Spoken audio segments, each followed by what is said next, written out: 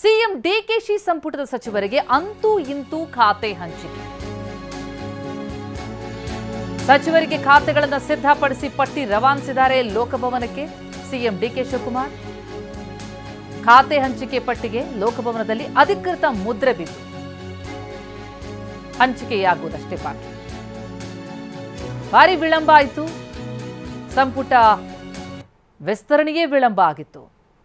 ತತ್ಕ್ಷಣ ಖಾತೆ ಹಂಚಿಕೆ ಮಾಡ್ತಾರಾ ಅಂತ ನೋಡ್ತಾ ಹೋದ್ರೆ ಅದರಲ್ಲೂ ಕೂಡ ಕೊಂಚ ಸಮಯ ತೆಗೆದುಕೊಂಡ್ರು. ಆದರೆ ಅಳೆದು ತೂಗಿ ಖಾತೆ ಹಂಚಿಕೆಯಾಗಿರೋದನ್ನು ಗಮನಿಸ್ತಾ ಹೋದಾಗ ಬಹುತೇಕ ಈ ಹಿಂದೆ ಸಚಿವರುಗಳಾಗಿದ್ದವರಿಗೆ ಅದದೇ ಖಾತೆಗಳು ಸಿಕ್ಕಂಥದ್ದಿದೆ. ಮುನಿಯಪ್ಪ ಅವರ ಖಾತೆಯೊಂದು ಬದಲಾವಣೆಯಾದದ್ದನ್ನು ಹೊರತುಪಡಿಸಿದ್ರೆ ಅಂತಹ ಹೆಚ್ಚಿನ ಬದಲಾವಣೆಗಿಲ್ಲೂ ಕಂಡು ಬರ್ತಾ ಇಲ್ಲ. ಯಾರ್ಯಾರಿಗೆ ಯಾವ್ಯಾವ ಖಾತೆ ಡೀಟೇಲ್ಸ್ ಕೂಡ ನೋಡ್ತಾ ಇದ್ದೀವಿ. ಚಲುವರಾಯಸ್ವಾಮಿ ಅವರಿಗೆ ಕೃಷಿ ಖಾತೆ ಈ ಹಿಂದೆ ಯೋಧೆ ಇತ್ತು. ಇನ್ನು ನೂತನ ಸಚಿವರಾದಂತಹ ರಿಜ್ವಾನ್ ಅರ್ಷದ್ಗೆ ಆಹಾರ ಮತ್ತು ನಾಗರಿಕ ಸರಬರಾಜು ಖಾತೆ ಸಿಕ್ಕಿದೆ. ಕೆಎಚ್ ಮುನಿಯಪ್ಪ ಅವರ ಖಾತೆ ಬದಲಾವಣೆಯಾಗಿ ಸಮಾಜ ಕಲ್ಯಾಣ ಇಲಾಖೆ ಖಾತೆಯನ್ನು ಅವರಿಗೆ ಕೊಡಲಾಗಿದೆ. ಸಂತೋಷ್ ಲಾಡ್ ಮತ್ತೆ ಕಾರ್ಮಿಕ ಇಲಾಖೆಯನ್ನೇ ಪಡ್ಕೊಂಡಿದ್ದಾರೆ. ಇನ್ನು ಕೆಎಸ್ ಬಸವಂತಪ್ಪ ಮೀನುಗಾರಿಕೆ, ಬಂದರು ಮತ್ತು ಒಳನಾಡು ಖಾತೆಯನ್ನು ಪಡ್ಕೊಂಡಿದ್ರೆ ಮಧು ಬಂಗಾರಪ್ಪ ಅವರು ಮತ್ತೆ ಪ್ರಾಥಮಿಕ ಶಿಕ್ಷಣ ಖಾತೆಯನ್ನೇ ಪಡ್ಕೊಂಡಿದ್ದು, ರಾಯರೆಡ್ಡಿ ಅವರಿಗೆ ಉನ್ನತ ಶಿಕ್ಷಣ, ಜಮೀರ್ ಅಹಮದ್ ಕೂಡ ಹಿಂದಿನ ಖಾತೆಯಲ್ಲೇ ಮುಂದುವರಿತಾ ಇದ್ದಾರೆ ವಸತಿ ಸಚಿವರಾಗಿ. ಇನ್ನು ಲಕ್ಷ್ಮಣ್ ಸವದಿ ಅವರಿಗೆ ಸಹಕಾರ ಖಾತೆಯನ್ನು ನೀಡಲಾಗಿದೆ. ಹಾಗೆ ಅಜಯ್ ಸಿಂಗ್ ಅರಣ್ಯ ಇಲಾಖೆ ಸಚಿವರಾಗಿದ್ದಾರೆ. ಮಲ್ಲಿಕಾರ್ಜುನ್ ಗಣಿ ಮತ್ತು ಭೂವಿಜ್ಞಾನ ಇಲಾಖೆಯನ್ನೇ ಪಡ್ಕೊಂಡಿದ್ದಾರೆ. ಹಾಗೆ ಬಾಲಕೃಷ್ಣ ಅವರಿಗೆ ಅವರ ಆಶಯದಂತೆ ಸಣ್ಣ ನೀರಾವರಿ ಖಾತೆಯ ಸಿಕ್ಕಿದ್ದು, ಇನ್ನು ಪುಟ್ಟರಂಗ ಶೆಟ್ಟಿ ಅವರಿಗೆ ಹಿಂದುಳಿದ ವರ್ಗಗಳ ಕಲ್ಯಾಣ ಇಲಾಖೆ ಲಭಿಸಿದೆ. ಎಲ್ಲೂ ಕೂಡ ಖಾತೆ ಆಗದಂತೆ ಖಾತೆಗಳ ಹಂಚಿಕೆಯನ್ನು ಮಾಡಲಾಯ್ತಾ? ಸಚಿವ ಕೆಎಚ್ ಮುನಿಯಪ್ಪ ಅವರ ಖಾತೆ ಬದಲಾವಣೆಯಾಗಿದೆ. ಈ ಹಿಂದೆ ಅವರಿಗೆ ಆಹಾರ ಇಲಾಖೆ ಕೊಟ್ಟಂತ ಸಂದರ್ಭದಲ್ಲೂ ಕೂಡ ಅವರಿಗೆ ಅಸಮಾಧಾನ ಇತ್ತು.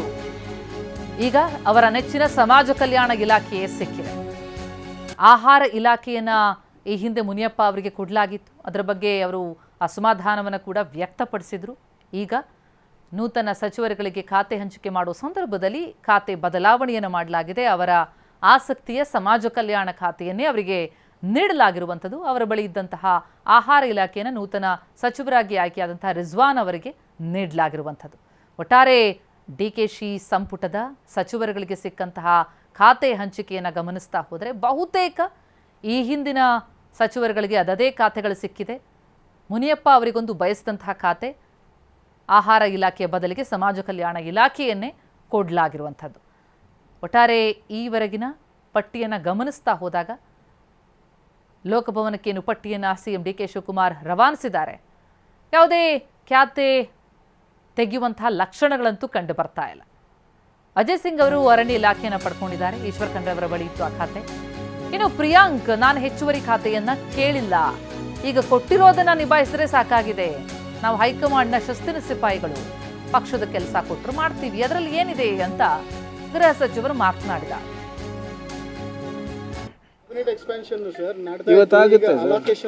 ಇವತ್ತಾಗುತ್ತೆ. ಮಾನ್ಯ ಮುಖ್ಯಮಂತ್ರಿಗಳು ಸ್ಟೇಟ್ಮೆಂಟ್ ಕೊಟ್ಟಿದ್ದಾರಲ್ಲ.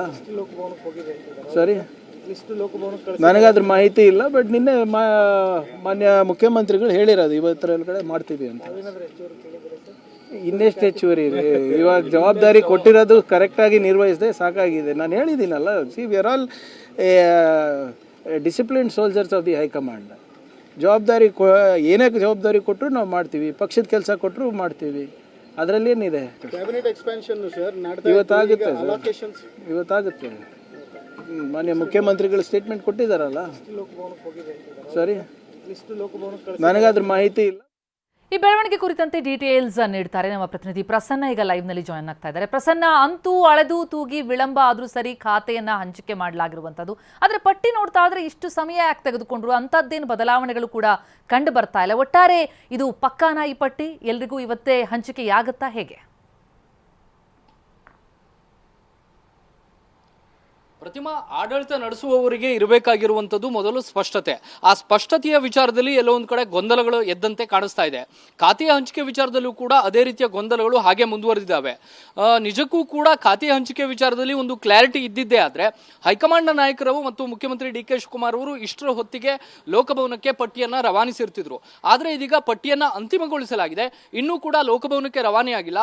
ಲೋಕಭವನದಲ್ಲಿ ರಾಜ್ಯಪಾಲರು ಅಧಿಕೃತ ಮುದ್ರೆ ಒತ್ತಿದ ಬಳಿಕ ಯಾವ ಖಾತೆ ಯಾರಿಗೆ ಅನ್ನುವಂಥ ಒಂದು ಒಂದು ಅಂತಿಮವಂತ ತೀರ್ಮಾನ ಆಗುತ್ತೆ, ಅಂತಿಮವಂತ ಪಟ್ಟಿ ಹೊರಗೆ ಬರುತ್ತೆ. ಅದರ ಮಧ್ಯೆ ಇದೀಗ ಒಂದಷ್ಟು ಅಳೆದು ತೂಗಿ ಲೆಕ್ಕಾಚಾರವನ್ನ ಹಾಕಿ ಬದಲಾವಣೆ ಮಾಡುವಂತ ಪ್ರಕ್ರಿಯೆಗಳು ಹಾಗೆ ನಡೀತಿದಾವೆ ಅನ್ನುವಂಥದ್ದು ಮುಖ್ಯಮಂತ್ರಿಗಳ ಕಚೇರಿಯಿಂದ ಸಿಗ್ತಾ ಇರುವಂತಹ ಮಾಹಿತಿ. ಈಗಾಗಲೇ ಮುಖ್ಯಮಂತ್ರಿಗಳ ಕಚೇರಿಯಿಂದಲೇ ಬಂದಿರುವಂತಹ ಪಟ್ಟಿಯ ಪ್ರಕಾರ ಬಹುತೇಕ ಖಾತೆಗಳ ಹಂಚಿಕೆಯಾಗಿದೆ.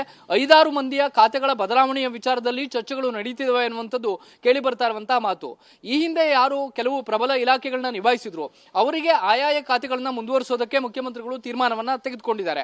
ಮಧು ಬಂಗಾರಪ್ಪ ಅವರಿಗೆ ಈ ಹಿಂದೆ ಪ್ರಾಥಮಿಕ ಶಿಕ್ಷಣ ಇಲಾಖೆಯಲ್ಲಿ ಅಂತ ಯಾವುದೇ ರೀತಿಯ ವಿವಾದಗಳಿಲ್ಲದೇನೆ ಇಲಾಖೆಯನ್ನ ನಿಭಾಯಿಸಿದ್ರು. ಅವರಿಗೆ ಮತ್ತೆ ಅದೇ ಇಲಾಖೆಯನ್ನ ಕೊಡಬೇಕು ಅಂತೇಳಿ ಮುಖ್ಯಮಂತ್ರಿಗಳು ತೀರ್ಮಾನವನ್ನ ತೆಗೆದುಕೊಂಡಿದ್ದಾರೆ. ಕೃಷಿ ಸಚಿವರಾಗಿದ್ದಂತಹ ಚಲುವರಾಯಸ್ವಾಮಿ ಅವರು ವಸತಿ ಇಲಾಖೆಯ ಮೇಲೆ ಕಣ್ಣನ್ನ ನೆಟ್ಟಿದ್ರು. ಆದ್ರೆ ಈ ಬಾರಿ ಅವರಿಗೆ ವಸತಿ ಇಲಾಖೆಯ ಜವಾಬ್ದಾರಿ ಇಲ್ಲ, ಬದಲಾಗಿ ಹಾಗೆಯೇ ಕೃಷಿ ಇಲಾಖೆಯನ್ನು ಮುಂದುವರಿಸೋದಕ್ಕೂ ಕೂಡ ಮುಖ್ಯಮಂತ್ರಿಗಳ ಅಂತಿಮ ನಿರ್ಧಾರ ಆಗಿದೆ. ಇನ್ನುಳಿದಂತೆ ಸಮಾಜ ಕಲ್ಯಾಣ ಇಲಾಖೆಯ ಬಗ್ಗೆ ಬಹಳಷ್ಟು ಚರ್ಚೆಗಳು ನಡೆದಿತ್ತು.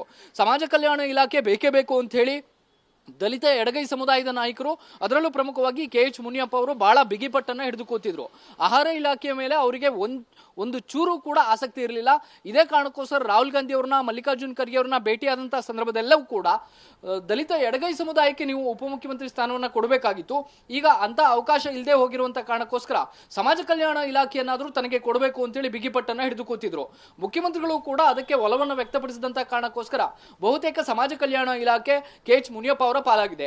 KH ಮುನಿಯಪ್ಪ ಅವರು ಬೇಡ ಅಂತ ಬಿಟ್ಟಿರುವಂತಹ ಆಹಾರ ಇಲಾಖೆ ರಿಜ್ವಾನ್ ಅರ್ಷದ್ ಹೆಗಲಿಗೆ ಹೋಗುವಂತಹ ಬಹುತೇಕ ಸಾಧ್ಯತೆಗಳು ಹೆಚ್ಚಾಗಿ ಕಂಡು ಬರ್ತಾ ಇದ್ದಾವೆ. ಇನ್ನುಳಿದಂತೆ ಶಿವರಾಜ್ ತಂಗಡಗಿ ಅವರು ಕೂಡ ಸಮಾಜ ಕಲ್ಯಾಣ ಇಲಾಖೆ ಮೇಲೆ ಕಣ್ಣನ್ನು ನೆಟ್ಟಿದ್ರು. ಅವರಿಗೆ ಬಹುತೇಕ ನಿರಾಸೆ ಕಾದಿರುವಂತದ್ದೇ. ಯಾಕೆಂದ್ರೆ ಅವರಿಗೂ ಕೂಡ ಈ ಹಿಂದೆ ನಿಭಾಯಿಸಿದಂತಹ ಕನ್ನಡ ಮತ್ತು ಸಂಸ್ಕೃತಿ ಇಲಾಖೆಯ ಜವಾಬ್ದಾರಿಯನ್ನೇ ಹಾಗೆ ಮುಂದುವರಿಸುವಂತಹ ಸಾಧ್ಯತೆಗಳು ಹೆಚ್ಚಾಗಿ ಕಂಡು ಬರ್ತಾ ಇದ್ದಾವೆ. ಈಗ ಕೇಳಿ ಬರ್ತಾ ಇರುವಂತಹ ಚರ್ಚೆ, ಮುಖ್ಯಮಂತ್ರಿಗಳು ಈಗಾಗಲೇ ಸುಮಾರು 11 ಗಂಟೆಯ ತನಕ ಎಲ್ಲ ಪಟ್ಟಿಯನ್ನು ಕೂಡ ಅಂತಿಮಗೊಳಿಸಿದ್ದಾರೆ. ಹೈಕಮಾಂಡ್ ನಾಯಕರು ಕೂಡ ಇದಕ್ಕೆ ಒಂದು ಗ್ರೀನ್ ಸಿಗ್ನಲ್ ನ ಕೊಟ್ಟಿದ್ದಾರೆ. ಆದ್ರೂ ಕೂಡ ಒಂದಷ್ಟು ಬದಲಾವಣೆಗಳನ್ನ ಮಾಡೋದಕ್ಕೆ ಮುಖ್ಯಮಂತ್ರಿಗಳು ಈಗ ವರ್ಕೌಟ್ ಅನ್ನ ನಡೆಸಿದ್ದಾರೆ ಎನ್ನುವಂಥದ್ದು ಸದ್ಯಕ್ಕೆ ಕೇಳಿ ಬರ್ತಾ ಇರುವಂತಹ ಮಾಹಿತಿ. ಹೊಸದಾಗಿ ಯಾರಿಗೆ ಖಾತೆಗಳನ್ನ ಹಂಚಿಕೆ ಮಾಡಲಾಗಿದೆ ಅಂತವರಲ್ಲೂ ಕೂಡ ಒಂದಷ್ಟು ಬದಲಾವಣೆಗಳಾಗಬೇಕು ಅನ್ನೋ ಬಗ್ಗೆಯೂ ಕೂಡ ಹೈಕಮಾಂಡ್ ನಾಯಕರಿಗೆ ಒಂದಷ್ಟು ಕರೆಗಳು ಹೋಗಿದ್ದಾವೆ.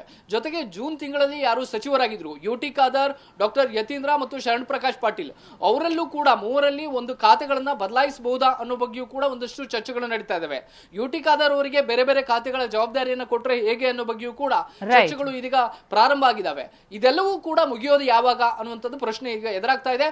ನಾಳೆಯಿಂದ ಮಳೆಗಾಲದ ಅಧಿವೇಶನ ಇನ್ನೂ ಕೂಡ ಲೋಕಭವನಕ್ಕೆ ಪಟ್ಟಿ ರವಾನೆಯಾಗಿ ಅಧಿಕೃತ ಮುದ್ರೆ ಆಗೋದಂತೆ ಬಾಕಿ ಉಳಿದಿದೆ. ಪ್ರತಿಮಾ, ಥ್ಯಾಂಕ್ ಯು ಪ್ರಸನ್ನ.